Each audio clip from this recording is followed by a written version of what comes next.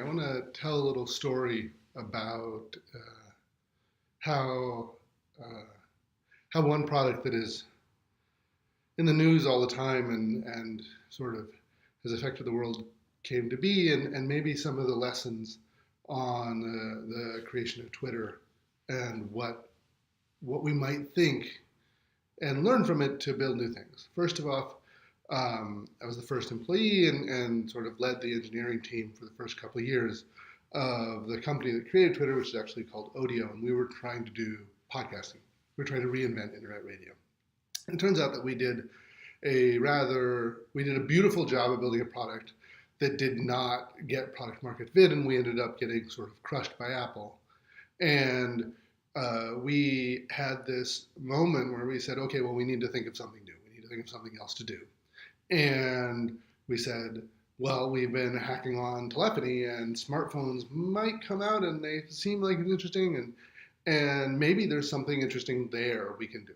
And so we started playing with this thing called Asterisk, and playing with sending SMSs, and playing with the creation of sort of new ways of connecting people, and thinking about what the future of voicemail and mailing lists and collaboration and news readers, all these things might be. And we started hacking on things. And we said, okay, well, what let's do is let's spend some time analyzing everything that existed in the past, and have this idea that the medium that we're communicating in needs to find its new native. It needs to find what the new way of collaborating is that's native to that medium.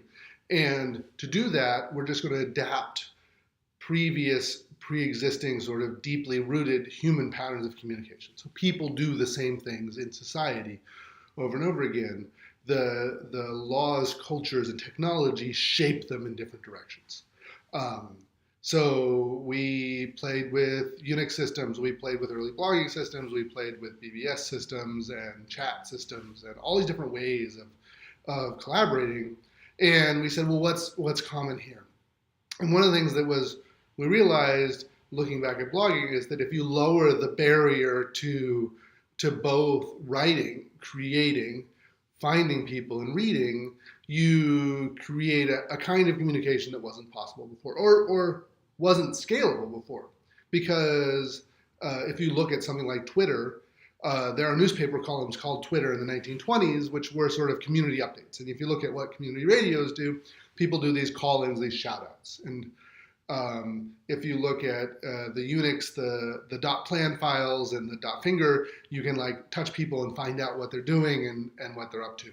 And in particular, we looked at a system that some of us have been working on that had come out of a research project at MIT called TextMob, which was a sort of a group update text messaging type thing that you could use during protests. But it was very clunky to use. And so we divided up in all these different teams, and we did these week-long hackathons. We did one day of hackathon a week for about 6 weeks, and we came up with a whole bunch of prototypes. And we said, which ones of these are interesting? And from the ideas of TextMob and UPOC and a ton of other systems, we came up with this thing that we called sort of jokingly Friendstalker. It was never going to be called that. But you could do updates.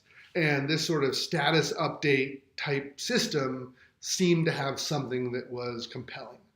And what we were doing is we were taking the previous normal human interactions of running into someone in the street and telling them what's up, and giving that kind of social clues in communication, and we bridged it to digital space, and so that everybody can participate in that thing. And initially, everyone thought we were kind of crazy, and it didn't take off, but the people who used it a lot, and it became very addictive. The other sort of lesson of innovation that came out of the creation of Twitter is that you should look at the use, look at the people who are creating things, the people who are doing the innovation, people who are collaborating, and engage actively with your community of users as a method of innovation.